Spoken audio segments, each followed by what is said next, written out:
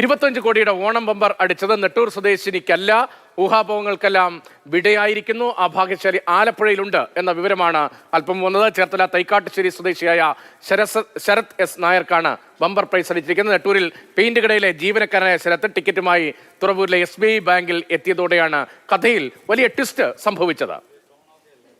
കേരളം കഴിഞ്ഞ 2 ദിവസമായി തിരഞ്ഞിരുന്ന ഭാഗ്യവാൻ ശരത്താണ് എൻ്റെ കൂടെ ഉള്ളത്. ഈ 2 ദിവസം ഇതെങ്ങനെ ഒളിപ്പിച്ചു വെച്ചെന്നല്ല, ഇത് ഒന്ന് നോക്കിയതിന് ശേഷം കറക്റ്റ് ഉറപ്പായതിന് ശേഷം നമ്മൾ സംസാരിക്കാം, അല്ലെങ്കിൽ വന്ന് അവിടെ സബ്മിറ്റ് ചെയ്യാന്ന് വെച്ചിട്ടാണ്. എൻ്റെ സീരിയൽ നമ്പർ കാര്യങ്ങളെല്ലാം കൃത്യമാണെന്ന് മനസ്സിലാക്കിയതിന് ശേഷം സബ്മിറ്റ് ചെയ്യാന്നുള്ള ഇതിലായിരുന്നു. ആരോട് ആദ്യം പറഞ്ഞത്? എൻ്റെ ബ്രദറിൻ്റെ അടുത്താണ് പറഞ്ഞത്.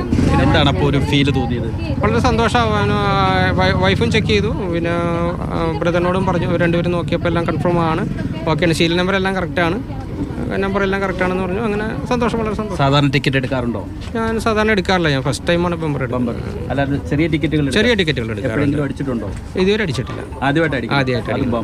എന്താ ഇനിയും ശരത്തിന്റെ നെക്സ്റ്റ് പ്ലാൻ? ഇപ്പോൾ നമ്മളൊന്നും പ്രത്യേകിച്ച് പ്ലാൻ ചെയ്തിട്ടില്ല. ഇനിയെല്ലാം ക്രെഡിറ്റ് ആയതിനു ശേഷം ഓരോ കാര്യങ്ങൾ ആലോചിച്ച് ചെയ്യാം എന്നുള്ള ഈ ജോലി തുടരുമോ? ജോലി തീർച്ചയായും തുടരും. ഈ സാധാരണ നിലയിൽ ലോട്ടറി ഒക്കെ അടിക്കുന്നതിന് പലപ്പോഴും ഈ പണം വേണ്ട രീതിയിൽ ചെലവഴിക്കാതെ പോകുന്നുണ്ട്. ശരത്തിന് അക്കാര്യത്തിലൊക്കെ ഒരു കോൺഫിഡൻസ് ഉണ്ടോ? കോൺഫിഡൻസ് ഉണ്ട് സാറേ, കോൺഫിഡൻസ് ഉണ്ട്.